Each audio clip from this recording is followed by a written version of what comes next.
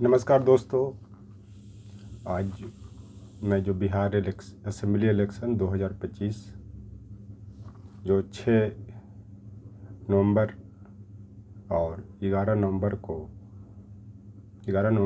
2025 को संपन्न होने वाला है, उसी के बारे में बता रहा हूँ कि किस गठबंधन की सरकार बनेगी और क्यों बनेगी, और बिहार की जनता की क्या मंशा है, उसी पर मैं अपना विचार व्यक्त कर रहा हूँ। क्योंकि अभी चुनाव में लगभग 20 से 25 दिन बचा हुआ है, तो इस पर वहाँ की तत्कालीन परिस्थितियों को देखकर ही अनुमान ही लगाया जा सकता है। तो मैं आपको बता देना चाहता हूँ कि जो अभी एनडीए अलायंस का जो सीट शेयरिंग हुआ है, जिसमें 101 सीटों पर जनता दल यू और बीजेपी के उम्मीदवार चुनाव लड़ रहे हैं। 29 सीट पे चिराग पासवान की पार्टी लोक जनशक्ति रामविलास पार्टी चुनाव लड़ रही है। बाकी 6 सीट पे जीताराम मांझी जी की पार्टी, हम और उपेंद्र कुशवाहा जी की पार्टी चुनाव लड़ रहे हैं। तो पहली बात तो यहाँ पे मैं बता देना चाहता हूँ कि जिस तरह से एनडीए अलायंस ने और ख़ास करके बीजेपी के धुरंधर नेताओं ने SIR के माध्यम से जो वहाँ के गरीब मतदाताओं का वोटर लिस्ट से नाम हटवाने की कोशिश की, जिसको दिलवाने के लिए इंडिया अलायंस के लीडर खास करके राहुल गांधी जी, तेजस्वी प्रसाद यादव जी और जो भी इस अलायंस के जो लीडर हैं, उन्होंने बिहार मताधिकार यात्रा निकाला और इसके लिए सर्वोच्च न्यायालय तक का रुख किया, जिसके परिणाम स्वरूप सर्वोच्च न्यायालय ने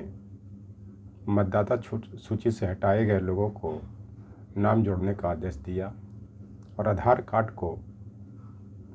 मतदाता सूची के लिए वैलिड माना, जिसके परिणाम स्वरूप बड़े पैमाने पर बिहार के गरीब जनता, खास करके OBC, EBC, दलित, महादलित, अनुसूचित जनजाति का नाम उसमें ऐड हुआ। इसको लेकर के एनडीए अलायंस के प्रति बिहार की मतदाताओं में आक्रोश है। इसी कारण उन्होंने नारा भी दिया था, वोट चोर गद्दी छोड़। अब मैं इंडिया अलायंस के बारे में मैं आपको बताना चाह रहा हूँ कि अभी तक जो लोग बता रहे हैं कि इंडिया अलायंस में कोई गठबंधन नहीं हुआ है, यह कहने जो विपक्ष के लोग इस तरह के जो आरोप लगा रहे हैं वो गलत है। बहुत जल्द ही सीट शेयरिंग का जो आंकड़ा है आ जाएगा और मुझे लग रहा है कि राष्ट्रीय जनता दल 140 से 50 सीटों पर चुनाव लड़ेगी, कांग्रेस 50 से 60 सीटों पर, इसके बाद कम्युनिस्ट पार्टी 15 से 20 सीटों पर, और जो मुकेश सहनी की जो पार्टी हैं और जो पशुपति पारस जी की जो पार्टी हैं, वो भी लगभग गठबंधन के हिसाब से चुनावी मैदान में उतरेंगे। तो पशुपति पारस जी के आने से एनडीए के अलायंस का जो वोट शेयरिंग है वो बहुत डिस्टर्ब होना भी चाहिए, क्योंकि जिस तरह से चिराग पासवान ने पशुपति पारस जी का इंसल्ट किया है और उनको अनेक प्रकार से प्रताड़ित किया है, वो बहुत ही दुख की बात है। और बीजेपी के लीडरों ने, खास करके अमित शाह जी ने और मोदी जी ने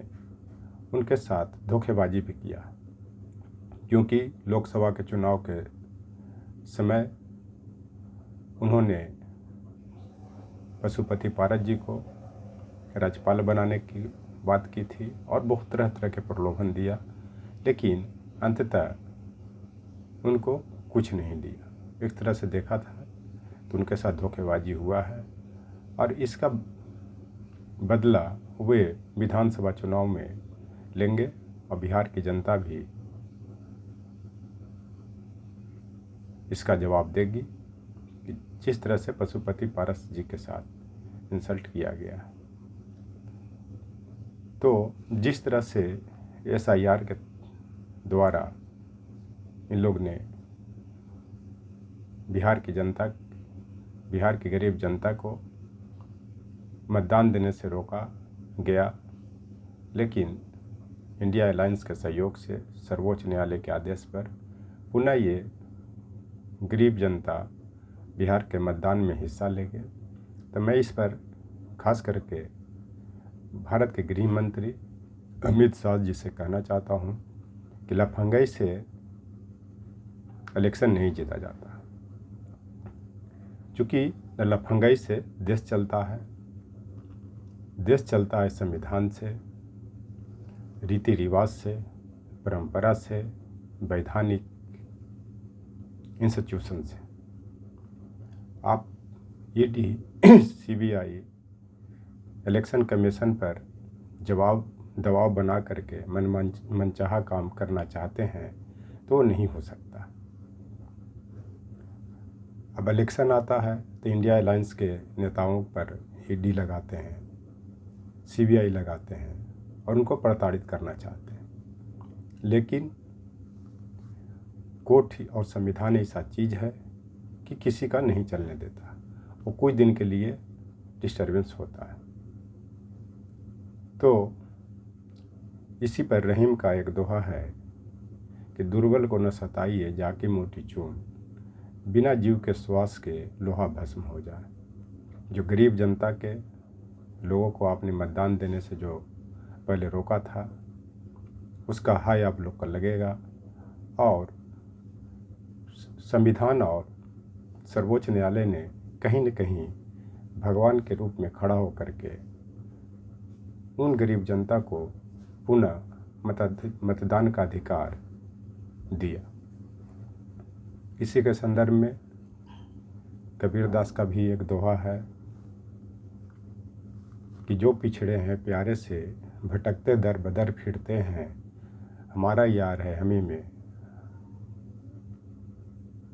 हमारा यार है हमी में हमन का इंतजारी का। इसका मतलब ये होता है कि जिस तरह से आप लोगों ने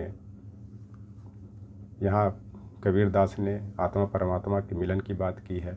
लेकिन यहाँ पे इस दोहा का अर्थ है कि जिस तरह से आपने गरीब को इंडिया अलायंस से दूर करने का प्रयास किया, खास करके माइनॉरिटी कम्युनिटी को, मुस्लिम कम्युनिटी को SIR के माध्यम से, जिस तरह से वो दर बदर फिर रहे थे, प्रताड़ित हो रहे थे, फिर वह अपने पुनः घर इंडिया अलायंस में आ गए हैं। इस चलते अब उनको इंडिया अलायंस की पार्टियों को छोड़ करके किसी का भी इंतज़ार करने की ज़रूरत नहीं है। इसी में कबीरदास का भी एक और दोहा आता है कि मन मस्त हुआ तो क्या करें, मेरा साहब घर माँ ही बाहर नैना क्यों खोले। इसका मतलब ये होता है कि जब गरीब जनता को मताधिकार मिल गया तो इतना मस्त हो गए हैं, इतना खुश हो गए हैं और उनमें डर का साया भी ख़त्म हो गया है, क्योंकि उनको लग रहा था कि वो भारत के नागरिक हैं कि नहीं, और इतना वो खुश हो गए हैं कि अब उनको कुछ करने की ज़रूरत नहीं है। अब उनको अपने घर में आ गए हैं। अभी चलते उनको किसी का इंतज़ार करने की ज़रूरत नहीं है। इस चलते मिला जुला के देखा जाए, खास करके भोजपुरी गायकों के प्रोत्साहन में भी इंडिया अलायंस के लोगों ने, खास करके RJD के लीडर और कार्यकर्ताओं ने उनको प्रोत्साहित करने का, प्रमोट करने का बहुत काम किया है। और भोजपुरी के गायक भी इंडिया अलायंस के पक्ष में प्रचार प्रसार कर रहे हैं, गाना के माध्यम से, गीत के माध्यम से। तो इस तरह से लग रहा है कि बिहार में इंडिया अलायंस की सरकार बनने वाली है। सिर्फ ये ध्यान रखना है कि सीट शेयरिंग में अच्छा समन्वय हो, काउंटिंग के समय में डू एंड डाई की स्थिति बनाया जाए, और जहाँ जहाँ भी किसी तरह से भी गरीब जनता को वोट देने से रोका जा रहा है, उनको वोट देने के लिए एड़ी चोटी एक किया जाए। इस तरह से ये सिर्फ अनुमान है, मैं नहीं, इन लोगों का एक ऑब्जर्वेशन, और जो बिहार की घटनाएं घटी उसी पर मैं अनुमान लगा करके कह रहा हूँ कि शायद इंडिया अलायंस की सरकार बनेगी, कांटे के मुकाबले होगी, लेकिन फिर भी इंडिया अलायंस की सरकार बनने की संभावना है। खास करके इस बार लालू जी इंडिया अलायंस का नेतृत्व कर रहे हैं, तो लोगों में उम्मीद है कि इंडिया अलायंस की सरकार बनेगी। Thank you.